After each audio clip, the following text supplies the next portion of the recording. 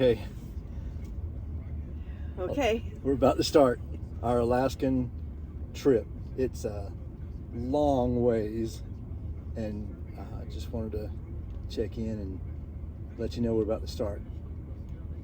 You ready? Ready. You got it? 67 hours straight drive. But we're not driving straight. We're going. We're going to stop in Salt Lake City and see a couple that we know, Rick and Trish, and hopefully meet up with Des Willard in Salt Lake as well, and maybe take in a couple things and then hit the road again.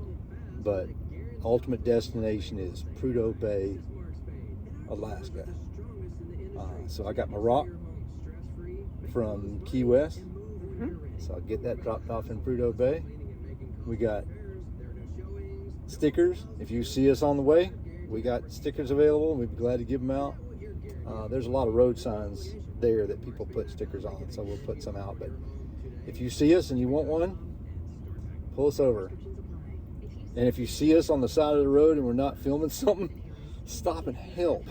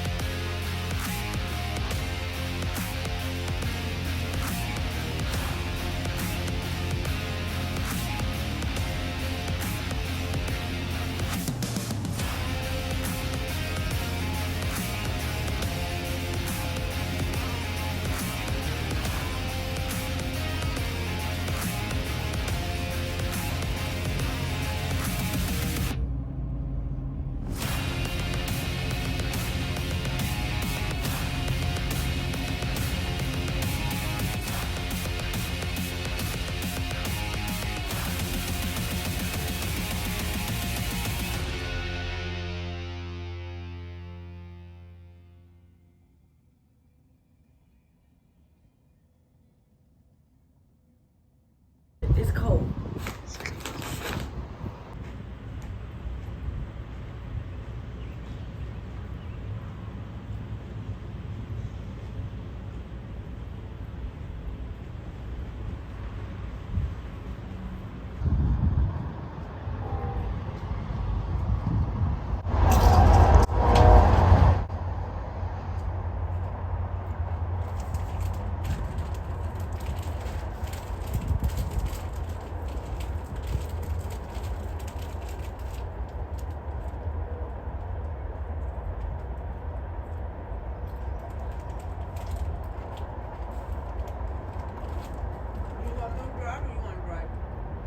You can drive.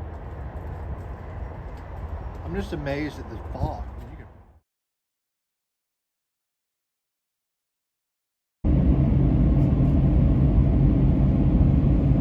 So all this smoke is caused from a fire in Canada. We're in Wyoming, headed towards Utah. And you know, you go on these trips to have a view, to see stuff. And you don't know what's going to happen, but really not seeing much.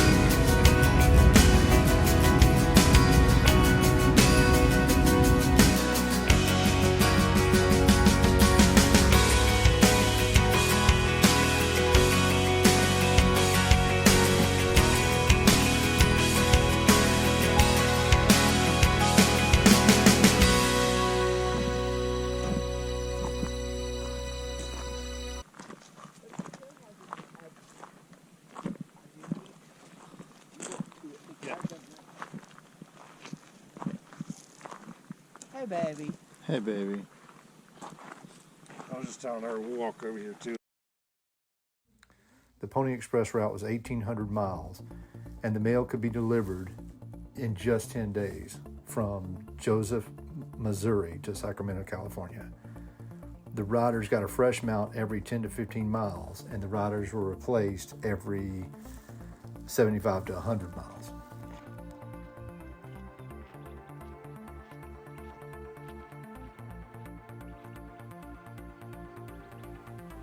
Pony Express riders had to swear an oath that I will under no circumstances use profane language, that I will drink no intoxicating liquors, that I will not quarrel or fight with any other employee of the firm, and in every respect I will conduct myself honestly, be faithful to my duties, and so direct all my acts as to win the confidence of my employers. So help me God.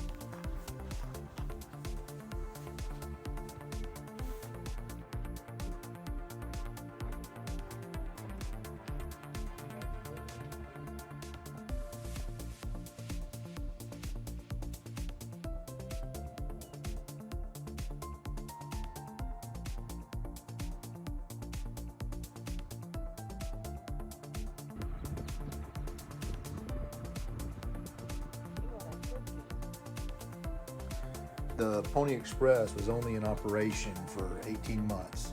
Started in April 1860 and ended in October 1861. Look at the little toes just going. I know.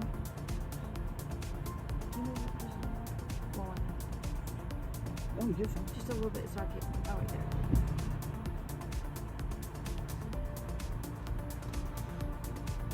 What happened?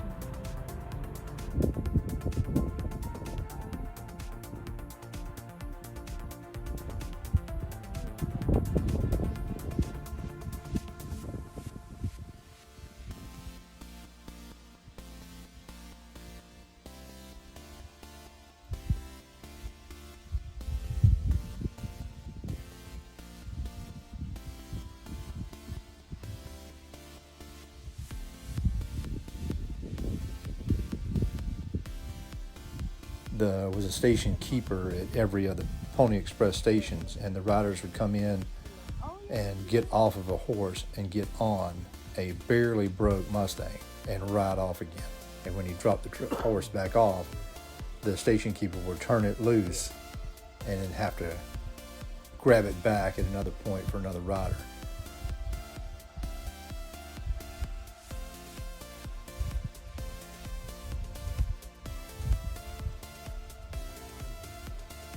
The worst imps of Satan in the business. The only way I could master them was to throw them and get a rope around each foot and stake them out and have a man on the head and another on the body while I trimmed the feet and nailed the shoes on.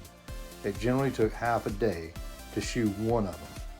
Pony Express farrier and station keeper Levi Hensel in 1901 describing his experience shoeing the half-wild California Mustangs at Seneca, Kansas.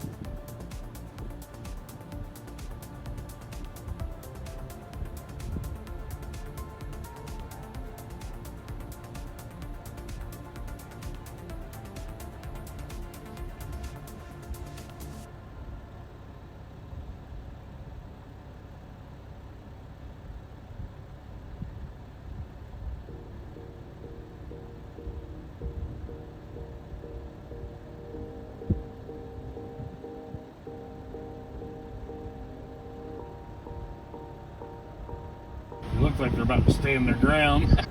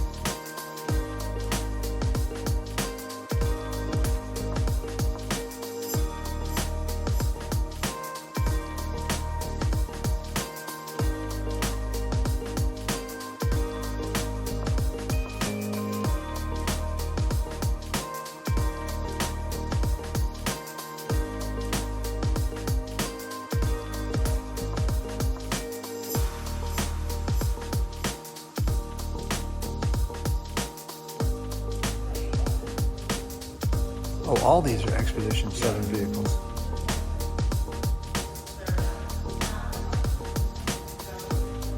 No, I got you in the video.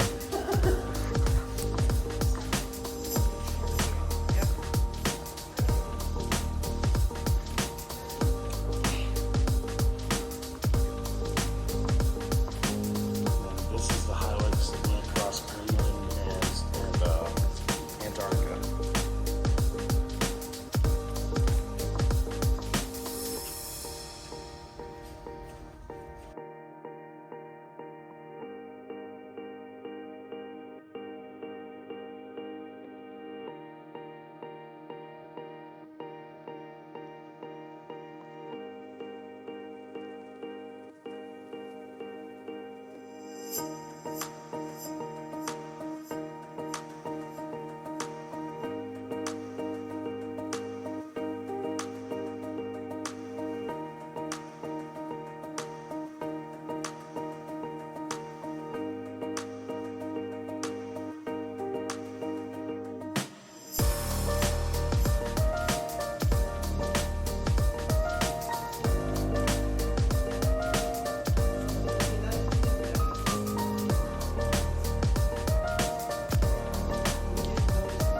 It was time to say goodbye to Des and Tawny, and the rest of us headed over to the Red Iguana. It's a diners, drive-ins, and dives restaurant, and the food was excellent.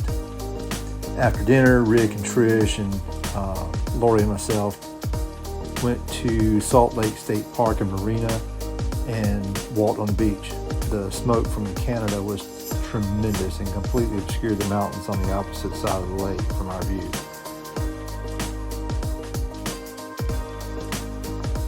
You know, being from South Carolina, it's the strangest thing to go to a lake and see, you know, kind of death and not life. Because all of our lakes are freshwater lakes and there's fish and birds and animals and critters running around.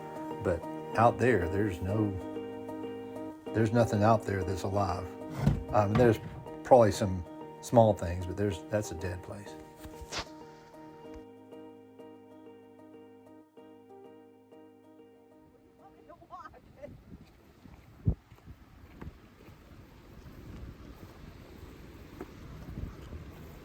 That's a bunch of rock stacking, man.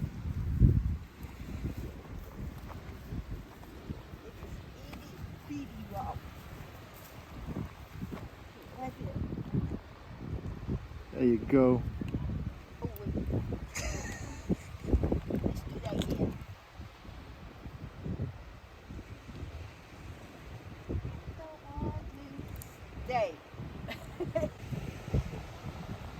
They didn't get it. Okay. And I'll be able to do it.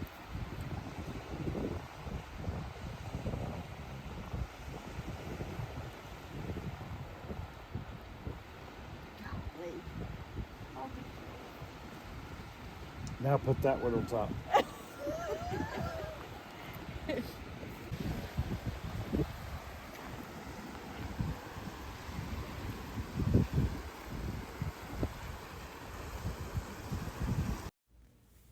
After a wonderful 3-day visit with our friends, it was time to say goodbye. The next stop is Olympic National Park. We've been back from our trip to Alaska for 3 weeks. About 3 weeks. About 3 weeks. Looking, and it's been crazy to try to catch back up. There's been so much to do. I apologize for not getting out videos sooner, but I mean, I don't know who I'm apologizing to. It's our videos. Delete. Delete.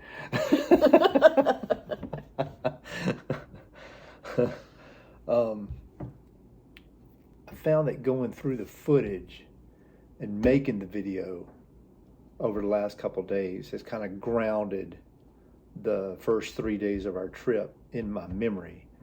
You know, we first got back, it was all such a jumble. So having this couple of days to kind of go through footage helped solidify that first 3 days in my memory. And Right.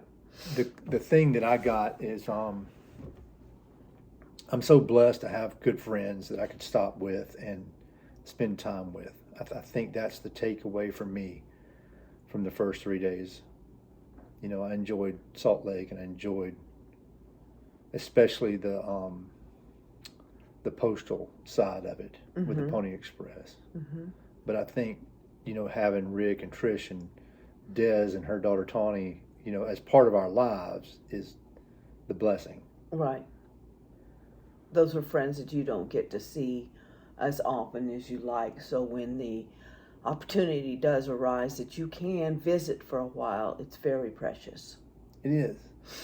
And I think it was nice to put, you know, like with Tawny, I'd never even talked to Tawny before, Dez's daughter. And Des might be my Oreo hookup for out-of-town Oreos, but Tawny was the one that was, you know, getting them sent from overseas. Right. So, you know, it's really cool to Put a meet them in face. real life, and yeah. And then, you know, Rick taking us out to see the Pony Express, you know, I didn't know what that would mean to me. I didn't know that was on the agenda, you know, so I know Rick didn't know what that would mean to me, you know. And when my dad's, you know, in the way that his health is failing him now, you know, it meant a lot to me to go. My dad being a postman, and my uncle being a postman, and my granddad being a postman, you know, that Pony Express. That was really cool to see, and I'm so grateful. Yeah, that was a very unexpected trip. Yeah. And Trish, you know, I thought as hosts, you know, Trish really went over and above to try to. Do you agree? Yes, very, very accommodating, very welcoming as far as just planning meals, trips, and when we did go out, she made sure there were snacks and water and things available for us. So as a host, she definitely went above and beyond. I'm so grateful. Yeah. It's a weird thing to leave their house and be kind of sad that you're leaving, and yet so excited about the next part of the trip. Because that was just phase one. Yeah. And we were still in the States, and it was new and exciting, but the next leg of the trip is where the adventure begins. This part of our trip, this next leg, was all brand new. So I was really looking forward to it. And thanks, Rick, Trish, for getting up at 1 o'clock in the morning to see your friends off. That was pretty special. Thanks again. Thank you.